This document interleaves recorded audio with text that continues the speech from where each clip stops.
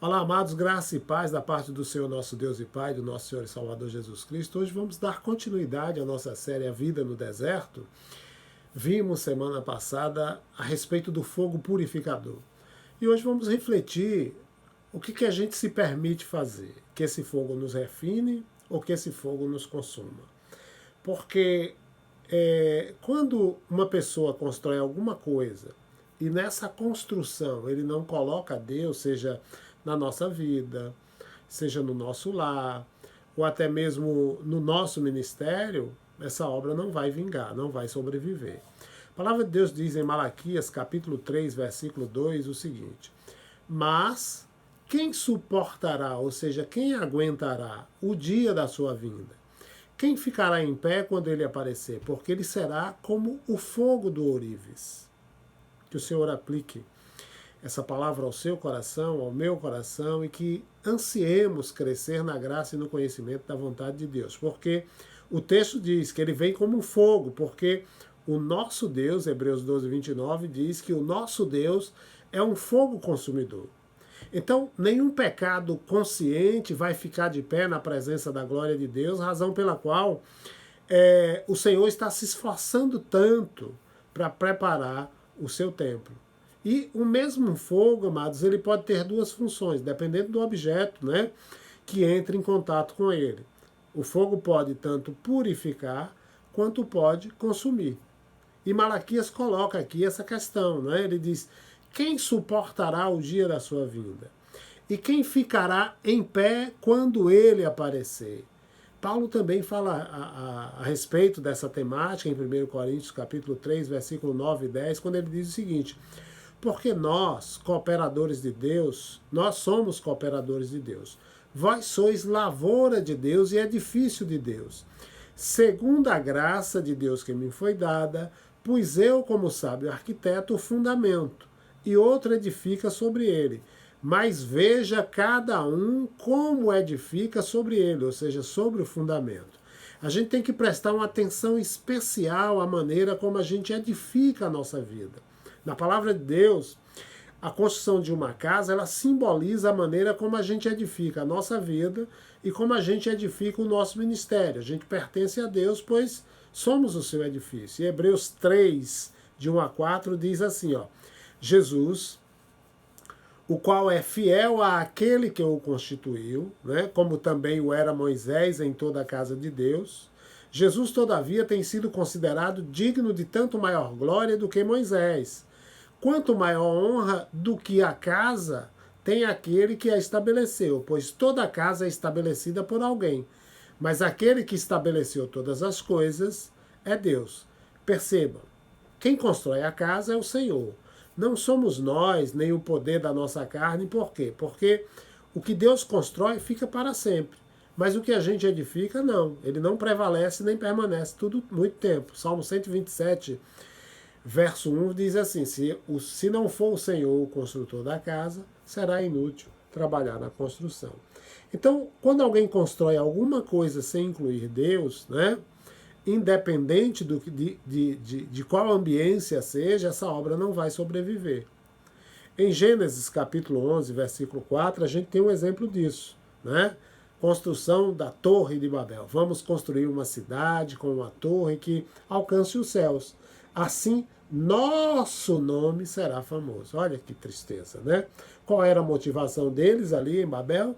Eles queriam realizar seus sonhos, eles queriam levantar um edifício para a sua glória pessoal. Eles queriam ser como Deus, mas totalmente independentes de Deus. Eles estavam numa busca para realizar seu desejo e sua própria vontade, mas não nem o desejo de Deus, nem a vontade de Deus. E aí eles construíram tudo independentemente de Deus, ainda que tivessem um alvo celestial.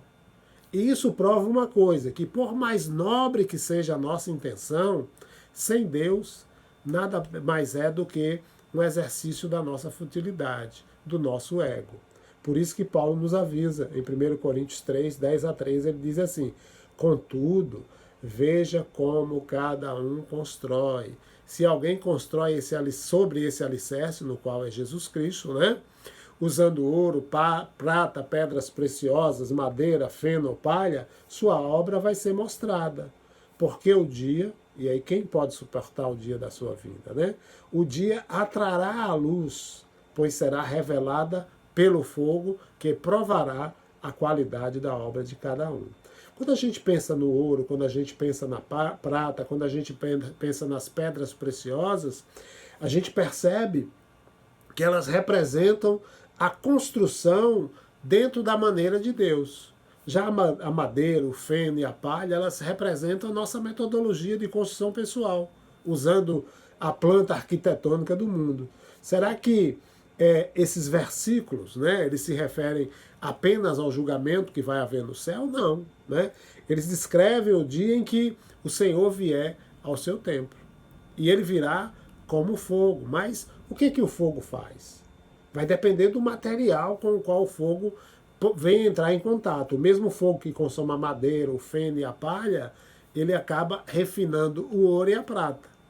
É por isso que ele diz o seguinte: se o que alguém construiu se queimar, né, 1 Coríntios 3,15, esse sofrerá prejuízo, contudo, será salvo como alguém que escapa através do fogo.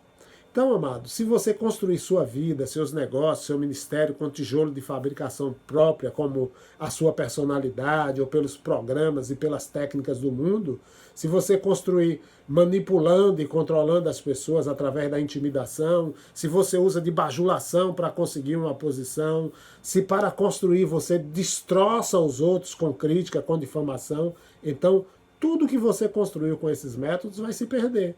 Seja o que for que você tenha construído, vai ser queimado. Muitos promovem a si mesmo mentindo para levar vantagem. Isso também vai ser queimado. Olha o que diz 1 Coríntios 3, versículo 18 e 19. Não se enganem. Se algum de vocês pensa que é sábio segundo os padrões dessa era, deve tornar-se louco para que se torne sábio. Porque a sabedoria deste mundo é loucura aos olhos de Deus. Então, qual é o foco da sabedoria desse mundo? É o egoísmo, né? Tiago 3, 14 e 15 diz: contudo, se vocês abrigam no coração inveja amarga e ambição egoísta, esse tipo de sabedoria não vem dos céus, mas é terrena, não é espiritual, mas é demoníaca. Reflita, né? Aos olhos de Deus, amados, qualquer área da sua vida cuja motivação seja você se autopromover, não passa de madeira, feno e palha. Não importa o quanto pareça estar ajudando os outros, o quanto pareça estar sendo feito em nome do Senhor, ou quanto tempo esteja sendo investido, tudo vai ser queimado. A inveja, ela gera competição e desconfiança. A desconfiança, ela está correndo solta na igreja na atualidade, e o medo que ela gera causa divisão. A gente começa a fazer um jogo de poder para assegurar nosso domínio. E é triste porque isso está acontecendo nesse momento de pandemia também, quando deveria ter uma reflexão, né? Uma percepção do que é o vinho novo em odre novo e o que é o vinho novo em odre velho. Essa postura ela pode custar, né, para a sua vida alguns amigos, a sua integridade, né? Mas o mais importante é a nossa comunhão com Deus. Muitas vezes, né, até pastores se deixam levar pela preocupação com posição, com título, com salário, na busca dos seus interesses pessoais, em detrimento, ou seja, não se permitindo a busca sincera do coração de Deus. Então, o peso dessas coisas vai acabar sufocando o amor deles, né? Pelo amor de Deus, e seus ministérios passam o quê? Passam a se levar por interesses pessoais. E isso faz com que a ênfase principal desses ministérios esteja baseada na performance, no crescimento, na quantidade. Eles estão sempre lutando para ver quem é o melhor, quem é o maior, na esperança de que o sucesso preencha o vazio, que de fato só pode ser preenchido pelo próprio Deus.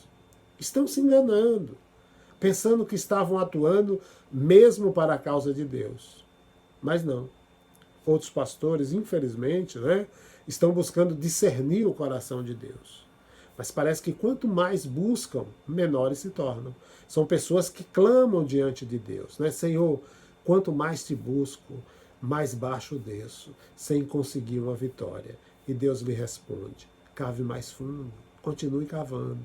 Olha o que diz Lucas 6, 47, 48.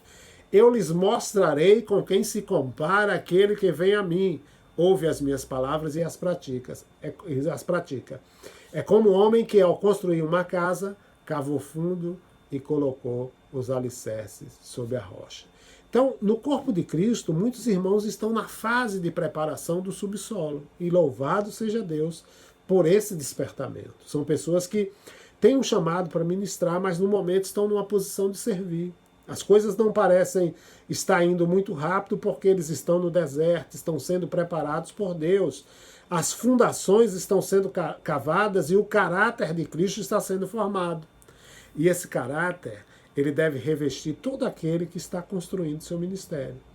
Ao redor deles, parece que os outros estão subindo muito rápido, né, através da política, da autopromoção, enquanto esses irmãos se sentem que estão praticamente parados. Podem até ser tentados a pegar aquela rota, né, fácil.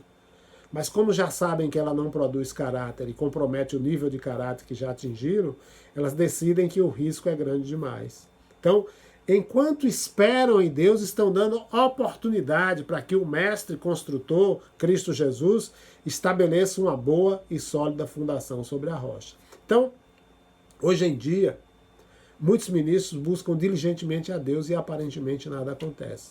Encontram-se no lugar o tempo de sequidão, enquanto observam os outros se autopromovendo, tendo sucesso no ministério, através de programas seculares ou de marketing, mas mesmo assim, Deus não permite que use tais métodos. Por quê? Porque o próprio Deus é quem está preparando uma fundação sólida para esses irmãos, para esses líderes. Existem também aqueles a quem Deus ainda não chamou para o ministério em tempo integral, mas que alimentam o sonho de fazer algo para Deus. E essas pessoas ficam imaginando se essa visão se cumprirá um dia, né? Sentem que a possibilidade do sonho se tornar realidade parece que está passando. Amados, é nesse lugar seco e ermo que Deus está separando os que nele esperam. Aqueles que estão fora, distante das ferramentas ou programas da moda. Mas a promoção virá para os que vigiam e esperam a vinda do Senhor ao seu tempo. É Deus quem afirma: eu determino o tempo em que julgarei com justiça. Não é do Oriente, nem do Ocidente, nem do deserto que vem a exaltação. É Deus quem julga. Humilha a um e a outro exalta. Salmo 75, verso 2, verso 6 e verso 7. Então, é importante a gente entender a necessidade de entender que o Senhor nosso Deus está fortalecendo ainda aqui no deserto, tá? Aquilo que nasce da carne e da necessidade será perseguido, né? E aquele que é nascido do Espírito vai prevalecer. É importante que você entenda isso, porque quando a gente se sentir tentado a tentar gerar aquilo que apenas Deus pode produzir, temos que nos lembrar do que a palavra de Deus diz. Mande embora a escrava e o seu filho. Lembram de Abraão com Sara? Porque o filho da escrava jamais será herdeiro com o filho da virgem, da livre. Então, chegará o dia quando o Senhor virá o seu tempo dizendo: olha, jogue fora os ministérios da carne, porque nenhum ministério nascido da carne terá herança com os ministérios da promessa. Então, ainda que estejam frutificando, Deus vai dizer: lancem todos fora. Por quê? Porque para que nenhuma carne se glorie na presença do Senhor. Quando o julgamento começar, e com ele começar a separação, se uma parte de sua vida ou do ministério tiver sido construído por sua própria capacidade e outra pelo Espírito, somente a parte que foi edificada pelo Espírito do Senhor vai permanecer. Se alguém constrói seu ministério ou sua vida através de autopromoção, nada do que edificou vai permanecer. Todavia será salvo, como que pelo fogo, diz a palavra de Deus. Então, as únicas coisas que vão permanecer são aquelas que foram recebidas pela promessa, são aquelas que foram geradas, são aquelas que foram produzidas pelo Espírito Santo de Deus. Então, a pergunta é aquela inicial. O fogo purificador virá sobre a sua vida, para te refinar ou para te consumir? Reflita sobre isso. Fique com Deus.